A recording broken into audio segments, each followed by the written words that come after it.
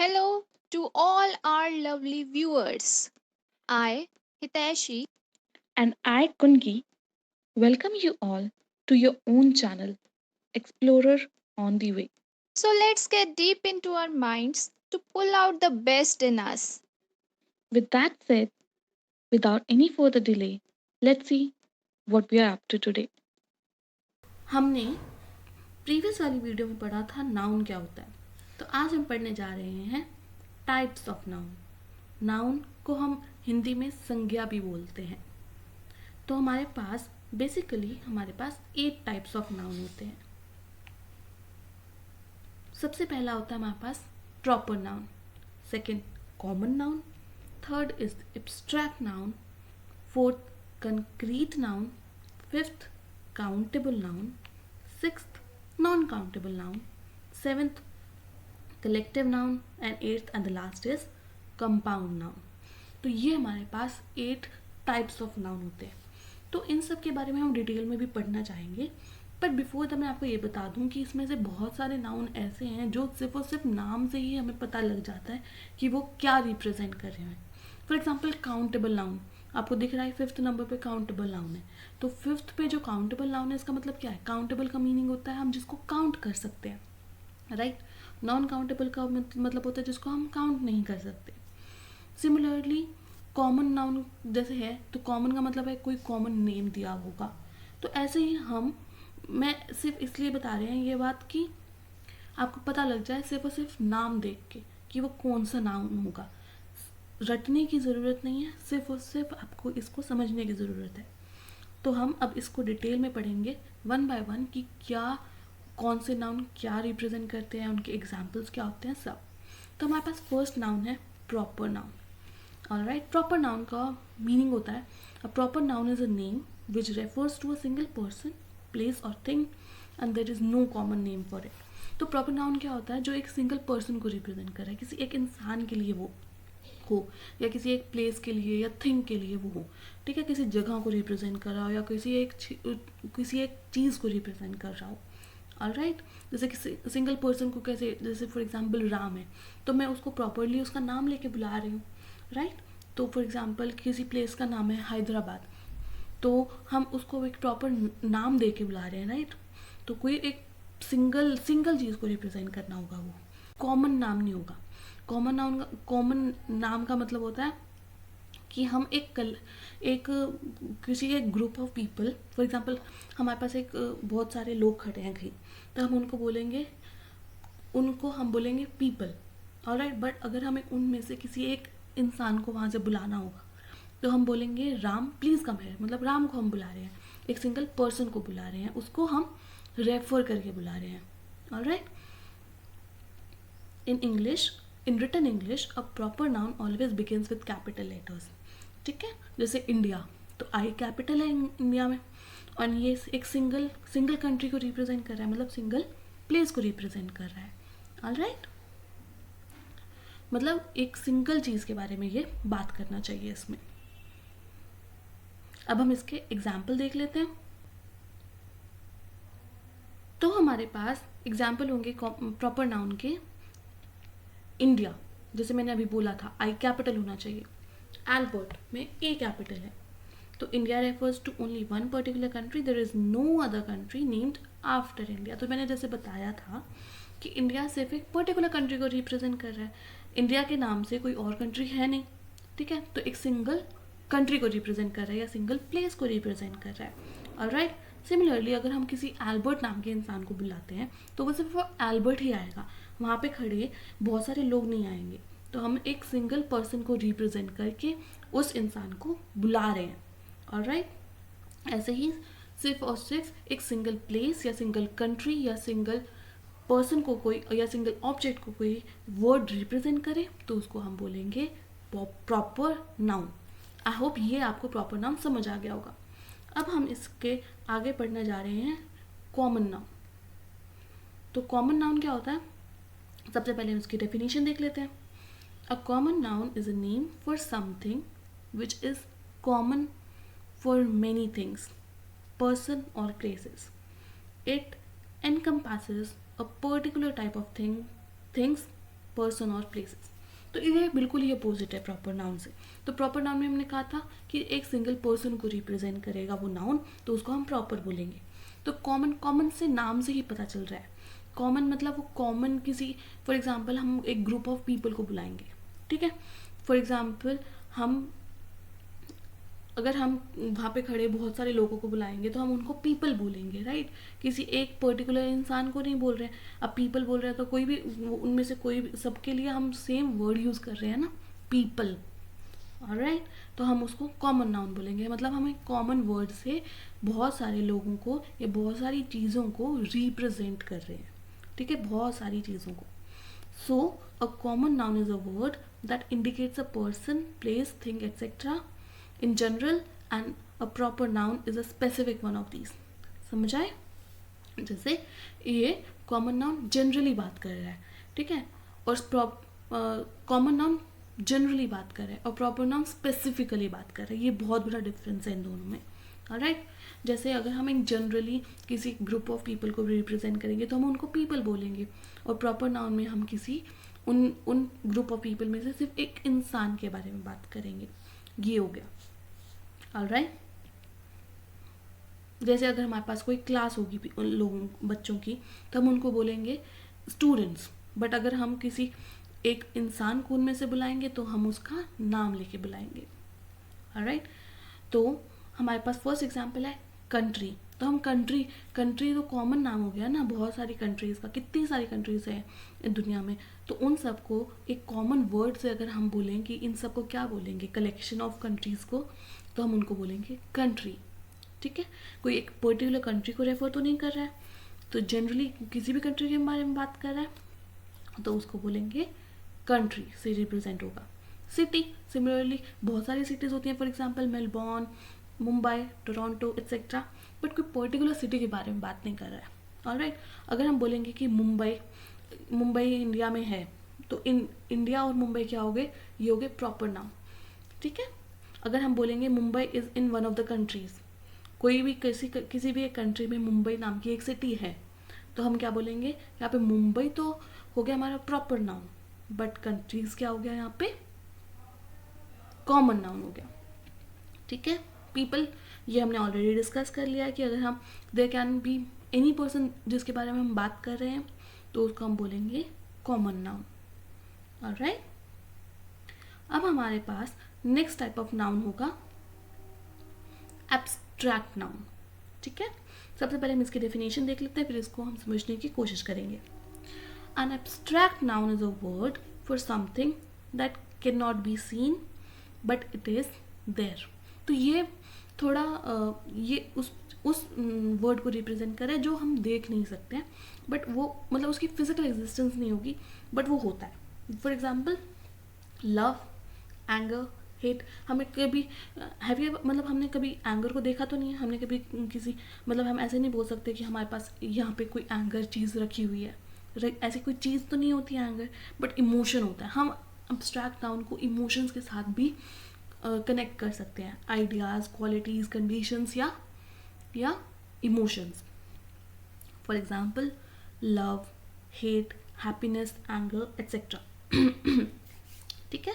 हम जैसे हैप्पीनेस को भी हम किसी इंसान के फेशियल एक्सप्रेशन से पता कर सकते हैं कि वो हैप्पी है, बट ऐसे नहीं हो सकता है कि हमारे पास कोई ऐसी चीज़ पड़ी हो कि वो चीज़, हाँ यहाँ पे हैप्पीनेस हमने रखी हुई है, इतनी हैप्पीनेस है हमारे पास, can you measure it? No, you can not measure, हम इसको मेजर नहीं कर सकते हैं। Similarly love, hate, anger etcetera, ये सारे इमोशंस हैं, इनको हम मेजर नहीं कर सकते हैं।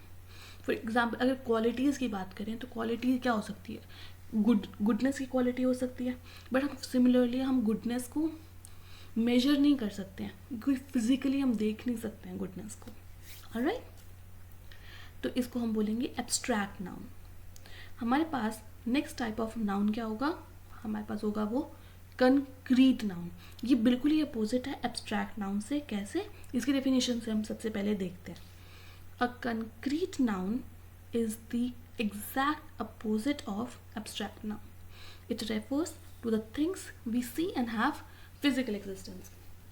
तो अगर आपको याद होगा हमने अभी बुक में पढ़ा था एब्स्ट्रैक्ट नाउन, उसमें क्या कहा था, उसकी कोई फिजिकल एग्जिस्टेंस नहीं होगी. फिजिकली एग्जिस्टेंस मतलब वो हम फिजिकली देख नहीं सकते हैं उस चीज़ को. बट कंक्रीट नाउन बिल्कुल ये अपोजिट है. वो ये है कि उसको हम फिजिकली देख सकते हैं, उसको हम फिजिकली टच कर सकते हैं, फील कर सकते हैं. For example table. अगर आपके सामने कोई टेबल पड़ा है, टेबल रखा हुआ है, तब उसको हम टच भी कर सकते हैं, फील भी कर सकते हैं, राइट. तो मतलब उसकी फिजिकल एग्जिस्टेंस है.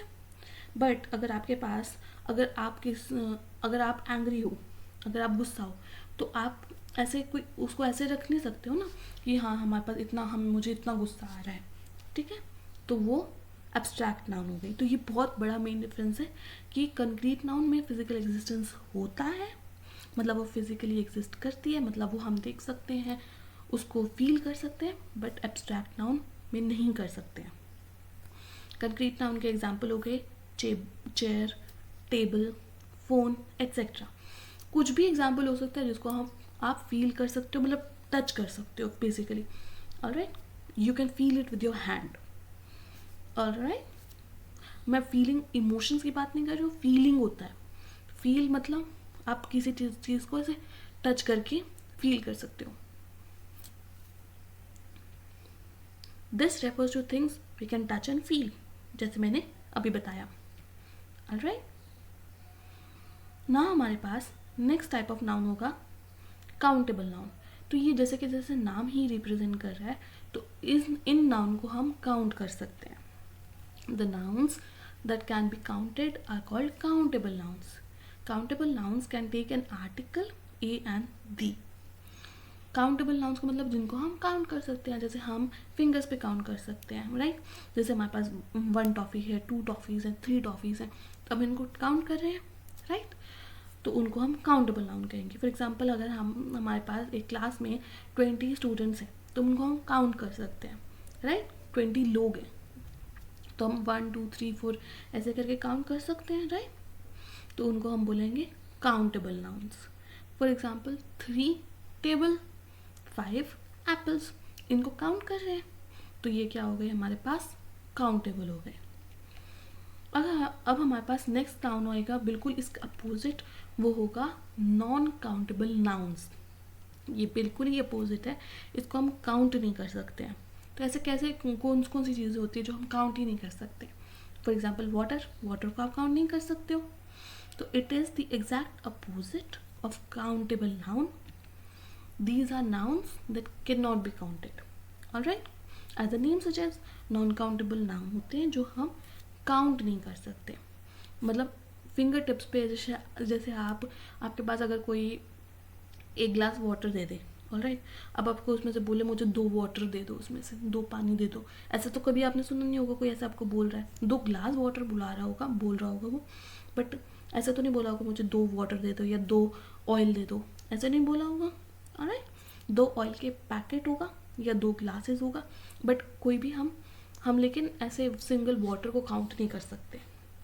ऑलराइट, हम जिस चीज़ों को मेजर कर सकते हैं, मेजर उनको नॉन काउंटेबल बोलेंगे. मेजर मतलब जैसे हम लीटर में ऑयल को मेजर करते हैं, ठीक है, काउंट नहीं करते.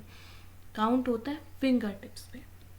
For example water, sugar, oil. Sugar इसलिए कि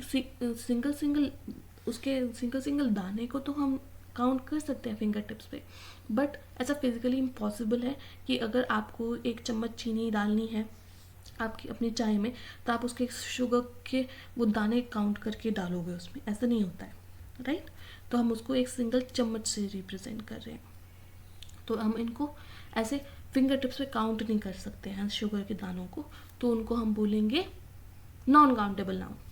alright, similarly water and oil, ये हम ऑलरेडी डिस्कस कर चुके हैं. We can count the particles of sugar, but in real life, मतलब रियल लाइफ में तो नहीं कर सकते ना हम.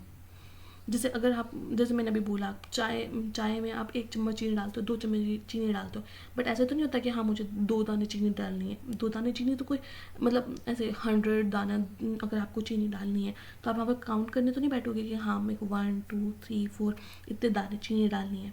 नहीं डालोगे ना, आप 1 स्पून ऑफ शुगर डालोगे. Alright, We can count the particles of sugar, but in real life, when you measure sugar, it is not possible to count the number of particles of sugar in 1 kg of sugar. I hope अब आपको ये समझ आ गया होगा non countable और countable में क्या difference होता है. अगर हमारे पास नेक्स्ट नाउन है collective noun. A collective noun is a word for a group of things, people और एनिमल्स एक्सेट्रा. तो अगर हम किसी एक ग्रुप ऑफ चीज़ों को अगर हम किसी एक पर्टिकुलर नाम से बुलाएं, या ग्रुप ऑफ पीपल को किसी एक पर्टिकुलर नाम से बुलाएं, या ग्रुप ऑफ एनिमल्स को किसी एक पर्टिकुलर नाम से बुलाएं, तो उनको हम बोलेंगे collective noun. Collective means collection हो रहा है चीज़ों का. ठीक है. Collective nouns can be plural and singular.